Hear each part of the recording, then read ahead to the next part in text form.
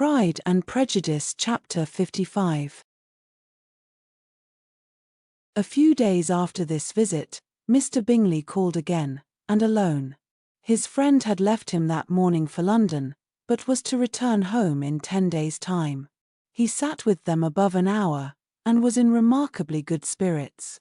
Mrs. Bennet invited him to dine with them, but, with many expressions of concern, he confessed himself engaged elsewhere. "Next time you call," said she, "I hope we shall be more lucky." He should be particularly happy at any time, etc., etc., and if she would give him leave, would take an early opportunity of waiting on them. "Can you come tomorrow?" Yes, he had no engagement at all for tomorrow, and her invitation was accepted with alacrity. He came, and in such very good time that the ladies were none of them dressed. In ran Mrs. Bennet to her daughter's room, in her dressing gown, and with her hair half finished, crying out, "My dear Jane, make haste and hurry down. He is come, Mr. Bingley is come. He is, indeed. Make haste, make haste. Here, Sarah, come to Miss Bennet this moment, and help her on with her gown. Never mind Miss Liz's hair." "We will be down as soon as we can," said Jane, "but I dare say Kitty is forwarder than either of us, for she went upstairs half an hour ago." "Oh, hang Kitty! What has she to do with it? Come, be quick, be quick. Where is your sash, my dear?" But when her mother was gone, Jane would not be prevailed on to go down without one of her sisters. The same anxiety to get them by themselves was visible again in the evening. After tea, Mr. Bennet retired to the library, as was his custom, and Mary went upstairs to her instrument. 2 obstacles of the 5 being thus removed, Mrs. Bennet sat looking and winking at Elizabeth and Catherine for a considerable time, without making any impression on them. Elizabeth would not observe her, and when at last Kitty did, she very innocently said, "What is the matter, mamma? What do you keep winking at me for? What am I to do?" "Nothing, child, nothing. I did not wink at you." She then sat still 5 minutes longer, but unable to waste such a precious occasion, she suddenly got up, and saying to Kitty, "Come here, my love, I want to speak to you," took her out of the room. Jane instantly gave a look at Elizabeth which spoke her distress at such premeditation, and her entreaty that Esty would not give in to it. In a few minutes, Mrs. Bennet half opened the door and called out, "Lizzie, my dear, I want to speak with you." Elizabeth was forced to go. "We may as well leave them by themselves, you know," said her mother, as soon as she was in the hall. "Kitty and I are going upstairs to sit in my dressing room." Elizabeth made no attempt to reason with her mother, but remained quietly in the hall, till she and Kitty were out of sight, then returned into the drawing-room. Mrs. Bennet's schemes for this day were ineffectual. Bingley was everything that was charming, except the professed lover of her daughter. His ease and cheerfulness rendered him a most agreeable addition to their evening party, and he bore with the ill-judged officiousness of the mother, and heard all her silly remarks with a forbearance and command of countenance particularly grateful to the daughter.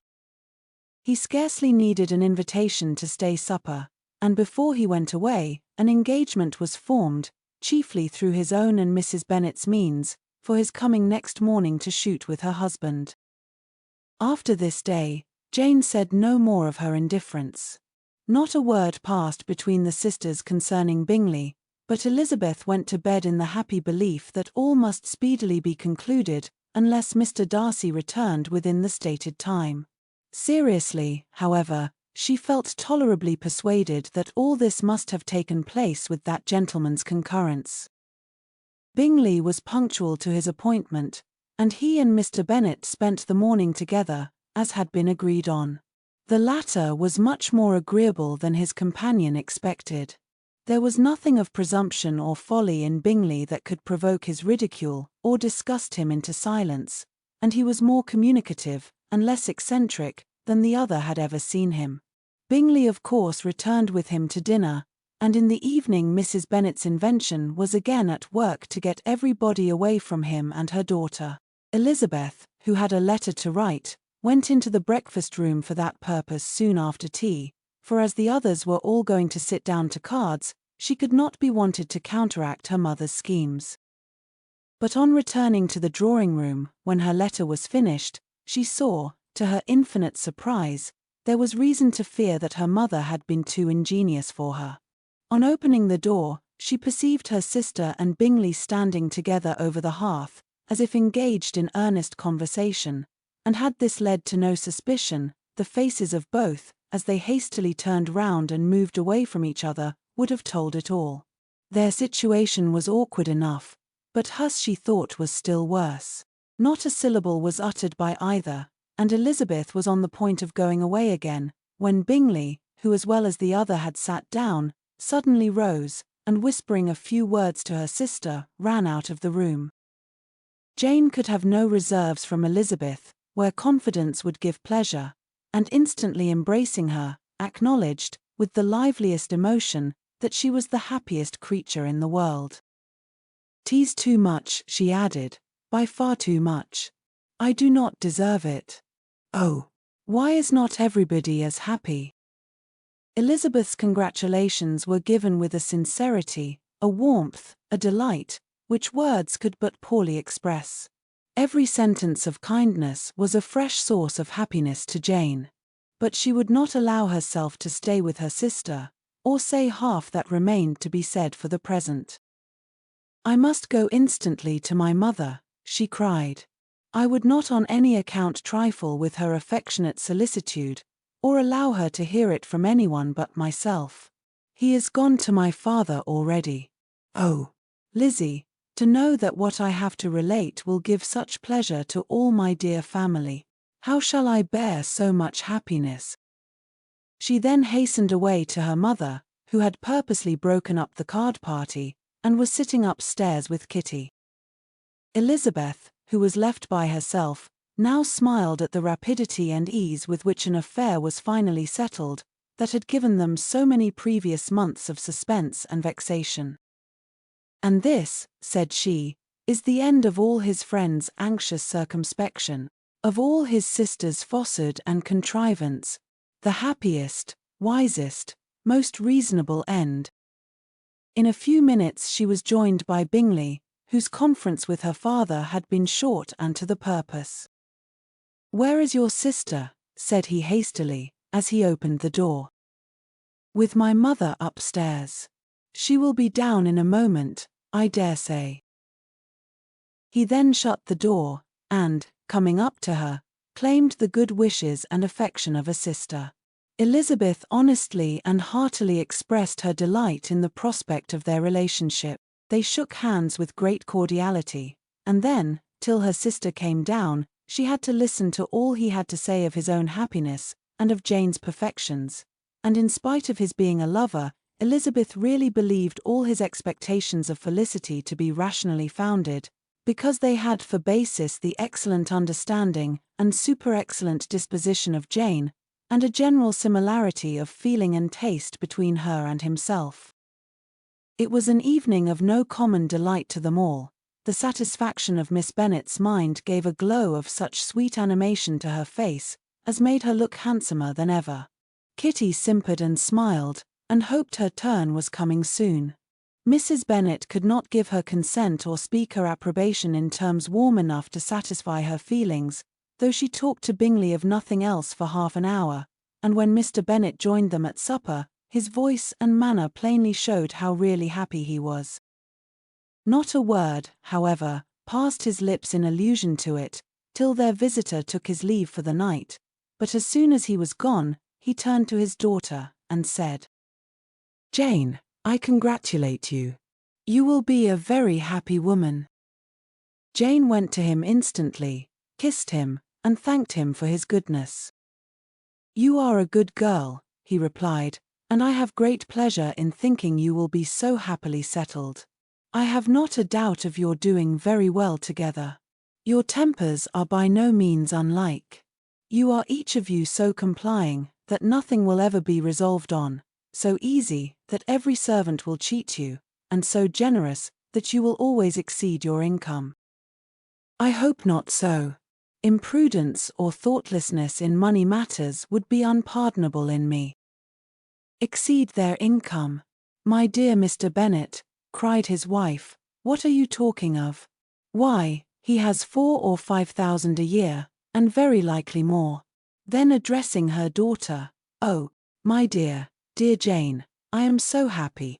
I am sure I shan't get a wink of sleep all night. I knew how it would be. I always said it must be so, at last. I was sure you could not be so beautiful for nothing. I remember, as soon as ever I saw him, when he first came into Hertfordshire last year, I thought how likely it was that you should come together. Oh, he is the handsomest young man that ever was seen. Wickham, Lydia, were all forgotten.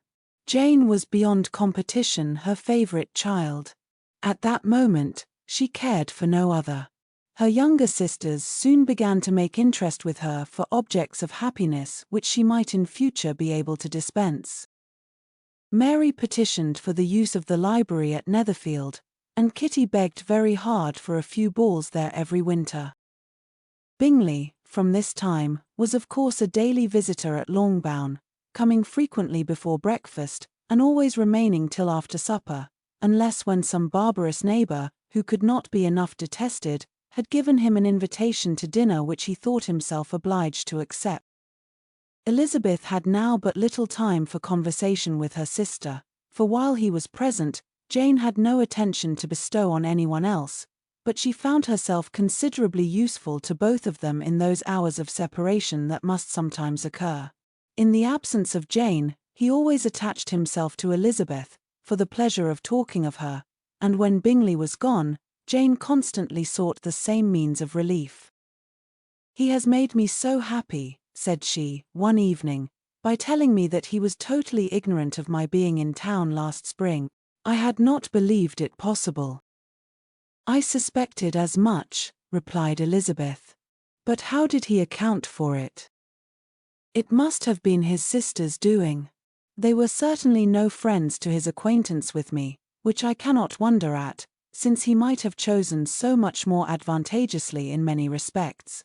But when they see, as I trust they will, that their brother is happy with me, they will learn to be contented, and we shall be on good terms again, though we can never be what we once were to each other.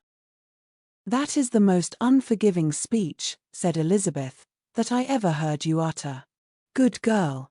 It would vex me, indeed, to see you again the dupe of Miss Bingley's pretended regard. Would you believe it, Lizzie, that when he went to town last November, he really loved me, and nothing but a persuasion of my being indifferent would have prevented his coming down again? He made a little mistake to be sure, but it is to the credit of his modesty. This naturally introduced a panegyric from Jane on his diffidence, and the little value he put on his own good qualities. Elizabeth was pleased to find that he had not betrayed the interference of his friend, for, though Jane had the most generous and forgiving heart in the world, she knew it was a circumstance which must prejudice her against him. I am certainly the most fortunate creature that ever existed, cried Jane. Oh, Lizzie, why am I thus singled from my family, and blessed above them all? If I could but see you as happy, if there were but such another man for you.